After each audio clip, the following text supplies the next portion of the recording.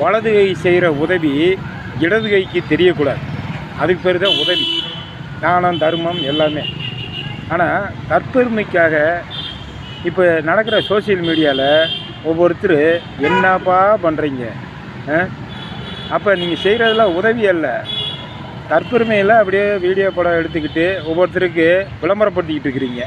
நாங்கள் இவ்வளோ நன்மை செய்கிறோம், இவர் நல்லது செய்கிறோம்னு சொல்லி எடுத்துக்குங்க. நான் அது ஒன்றும் சொல்லலை ஐயா.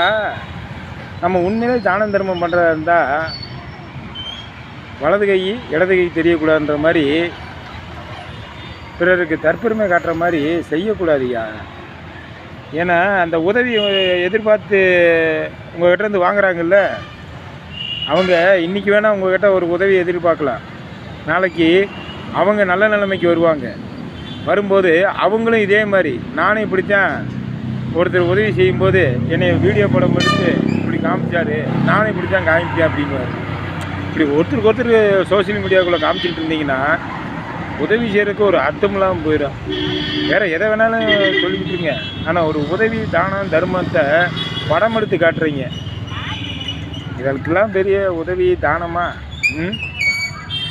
சில பேருக்கு இந்த உதவியை வாங்குறது கூட கேவலமாக இருக்குது. சிலர் படம் எடுத்து கேவலப்படுத்தினா பரவாயில்ல, நாங்கள் இந்த உதவி வாங்கி நல்லா ஆகிக்கிறோம் அப்படின்னு நினைப்பாங்க. சிலர் நல்லாவே ஆக முடியாமல் இருக்கும். இப்படிலாம் நிறைய விஷயங்கள் இருக்குது. இதெல்லாம் தெரியாமல் சோசியல் மீடியாவில் தட்டிக்கிட்டு இருக்கிறீங்க.